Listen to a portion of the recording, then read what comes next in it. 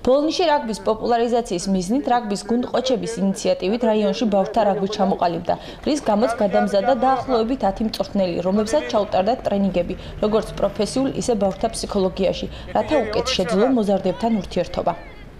იქნა გადაწყვეტილება მიღებული, რომ ბოლნისის რაიონის სკოლებში რაგბის პოპულარიზაცია მოგვეხდინა, რაც შემდგომში მე უკვე მოგვცემს კონკრეტულად გუნდების ჩამოყალიბების საშუალებას, ეს ბავშვები, ვისაც ენდომება რაგბის უფრო პროფესიონალურად და სერიოზულად ასე ვთქვათ გაყვეს, უკვე დაიწყებენ თვითონ ამ გუნდებში მუშაობას და აქედან გამომდინარე დაგვჭირდა მწვრთნელების გადამზადება, რაც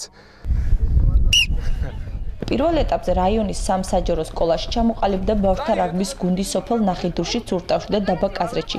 სკოლები ბავშვთა რაოდენობისა და სპორტული ინფრასტრუქტურის მიხედვით შეირჩა. აღნიშნული პროექტი მოზარდ-თაობაში ჯანსაღი ცხოვრების წესის დანერგვა შეუწყობს ხელს და მოხდება ამ სპორტის განვითარება. ჩვენ ჩამოვაყალიბეთ რაგბის გუნდმა, ყოჩებმა ჩამოვაყალიბა, ანუ ბოლნის რაიონში განვითარება რაგბის. ესეთი პროგრამა არის. და პირადად ჩემი მოვალეობა არის ორივე სკოლაში, კაზრეთის პირველსა და მეორე სკოლაში მეოთხე კლასის ბავშვები რო ვავარჯიშო. ანუ მონდომება არის ძალიან კარგი, მშობლებიც მოდიან, მოყავთ თავისშვილები. კაზრეთში რაგბის სახეობა არ იყო და როცა შემოვიდა ძალიან გამიხარდა. ეს სპორტი დაახლოებით 1 კვირა რაც მიმდინარეობს და ჩვენ ბავშვები ძალიან მოხარული ვართ.